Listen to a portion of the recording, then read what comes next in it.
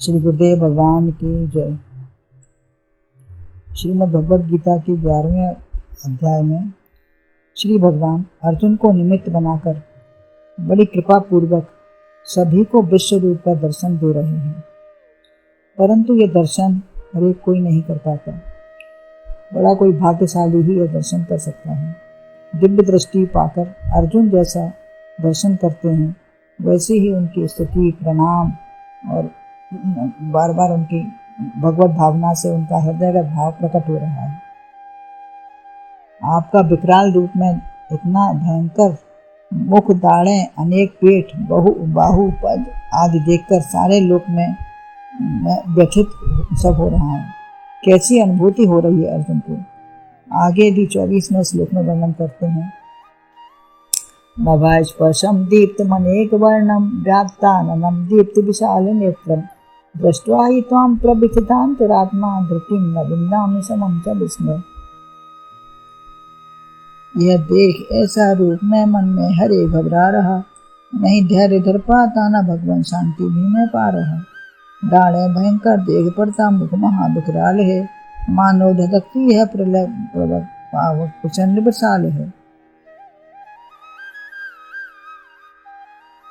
अन्वय है, ही विष्णु नभस्पशं दीप्तम अनेक वर्णम व्यात्ताननं दीप्त विशाल नेत्रम त्वां दृष्ट्वा प्रविथितान्तरात्मा धृतिं च समं न विन्दामि।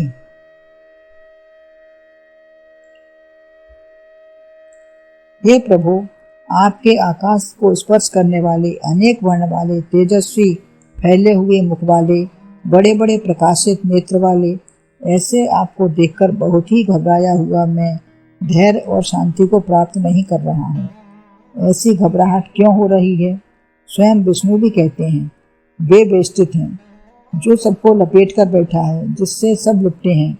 जिस प्रकार वस्त्र में पोथी लिपटी हो या अन्य कुछ हो लिपटा हो, ऐसे ही विष्णु खोल हैं, उन्हीं के अंदर खोल में सब भरा है। विश्वम विष्णु वशत्कारः, विष्णु सहस्त्र नाम में विश्व ही नाम बताया है पहला। अतः सारा संसार उन्हीं के अंतर्गत है, अलग कुछ है ही नहीं। उन्हीं का सब स्वरूप है, अलग अलग कुछ भी नहीं है। सब पैकिंग है, पुलंदा भी नहीं बंधा है, वरन पहले अलग अलग बांधा फिर सब एक में है। बाहर का खोल दिखता नहीं, यद्यपि यह भी कहते नहीं बनता कि वह अंदर है या बाहर। हृदय सन्निविष्टा अर्थात कुछ बचा ही नहीं। एक एक अंग, एक एक कण पूरे में परमात्मा ही लिपटा है, अन्य कुछ है ही नहीं। ज्यों केले के पात में पात, पात में पात। तो अंदर खोलते जाओ तो कुछ भी नहीं मिलेगा, पत्ते पर पत्ते ही लपटे हैं।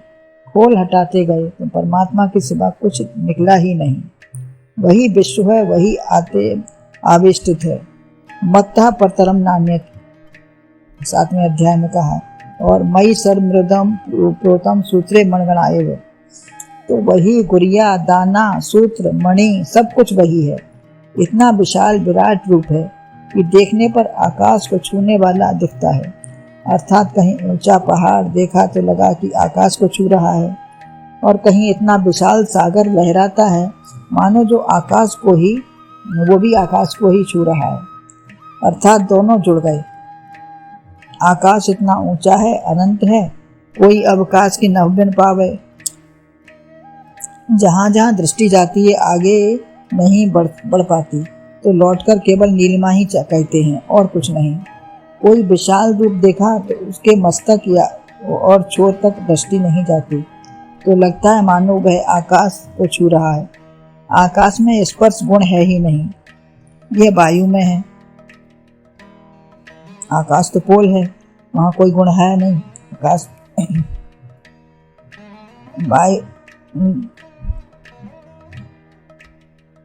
आकाश छू ही नहीं सकता, तब विराट रूप कैसे छू सकता है? लेकिन हरि अनंत, हरि कथा अनंता। अनंत आकाश भी है और परमात्मा भी अनंत है, दोनों ही अस्पर्श हैं। अनंत ही अनंत को जान या छू सकता है। नभस्पशं आपका रूप है, और दीप्त अनेक वर्णम, संसार में जितने भी रंग हों, सप्त रंग, हरा, पीला, लाल, नीला, पुष्प रंग बिरंगे अनेक रंग काले मेघ, कोयल, रक्तमणि, रक्तिम या सूर्य आभा दिखती है, वह सब रंग आपके ही हैं। इस विराट रूप में रंग भी बहुत हैं। प्रायः कोई मनुष्य एक ही रंग का होता है, लेकिन आपके तो अनेक वर्ण हैं।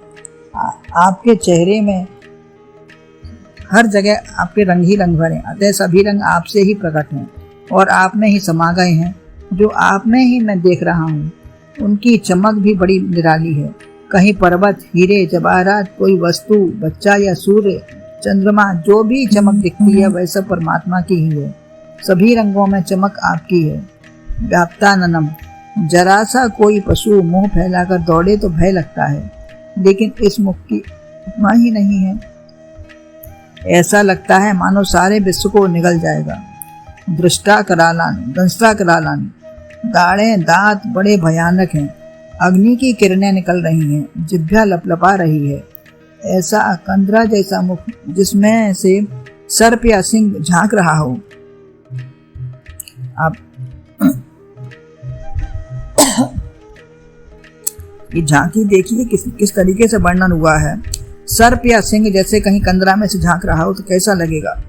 दीप्त विशाल नेत्रम, मुख ही नहीं आंखें भी बड़ी बड़ी चमक रही हैं। किसी की टेढ़ी फैली आंखों से ही डर लगने लगता है, लेकिन ऐसे विशाल व चमकते हुए नेत्रों को देखकर जो मेरी आत्मा तेजस्वी धैर्यशाली थी, वह मैं आज धैर्य धारण नहीं कर पा रहा हूँ। शांति मेरी खो ही गई है। समग्र रूप से मैं प्रभुता देखना चाहता था, क्योंकि सुधा सराहे अमरता गरल सराहे मीच। तो जो विशेषता में देखना चाहते थे, तो एक तिरछी दृष्टि से ही महान चाल आ सकता है, महाभूचाल आ सकता है।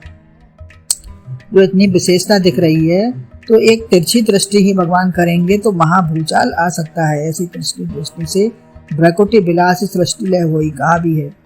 तो कनिष्ठा पर पहाड़ धारण कर सकते हैं, या काली नाग को नाथा सारा विश्व ही चरमरा जाए या उठा लें, ऐसे मेरे विश्व रूप में सब कुछ है। राम के साथ श्रावण, कुंभकर्ण, सुपर्णखा, खरदूषण सभी का चरित्र व वृत्तांत आएगा, तभी रामायण पूरी होगी। अतः सभी पढ़ना पड़ेगा, तभी रामायण का महत्व है। जब सब देखना पड़ेगा तो सबका दर्शन होगा, लेकिन कूटनीति में कठिनाई भी आती है।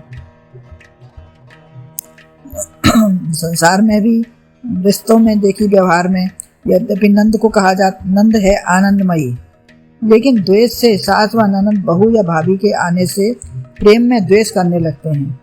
व्यवहार में आपस में जब द्वेष करने लगते हैं तो माँ बहन का स्थान कोई बहू नहीं लेती। संसार में सब कुछ है, सब भगवान का ही रूप है, वैभव है। भगवान की महिमा का दर्शन करो। आप कितना क्षोभ, द्वेष, प्रेम पैदा कर सकते हो। ऐसे विशाल मुख व नेत्रों में सब समा जाता है। इसे देखकर मुझे धीरज नहीं हो रहा है। मैं अग्नि, प्रलय, राक्षस, देवता, शंकर जी किसी से नहीं डरता, लेकिन आज डर रहा हूँ। भय संजय को नहीं लग रहा। संजय भी धृतराष्ट्र को कथा सुना रहे हैं, लेकिन संजय को भय नहीं लग रहा है, क्योंकि जिसने समग्र रूप को नहीं जाना वही डरता है। संजय, विदुर, भीष्म, कुंती में वास्तविक स्वरूप को जानते थे, भगवान का वास्तविक स्वरूप को पहचानते थे। उनमें अर्जुन ने भी धीरे धीरे जाना, अबोध बालक की तरह। अर्जुन अभी उतना नहीं समझ पाए थे, अबोध बालक की तरह वो धीरे धीरे समझ पा रहे हैं। अभी शोक मोह पूर्ण रूप से नहीं गया अर्जुन का। संसार से जो भयभीत है वह पूर्ण बोध नहीं पाए है। भय प्राण पतन का नहीं हो, प्राण पतन का भय नहीं है अर्जुन को। परमात्मा ही सकल विश्व में है, तब चिंता है न भय है। जब जान गए हैं कि परमात्मा ही सकल विश्व में व्याप्त है, तो फिर चिंता भय किसके लिए है। आत्मरूप परमात्मा से एक होना ही भय रहित हो पाएगा। तो गुरुदेव भगवान की जय।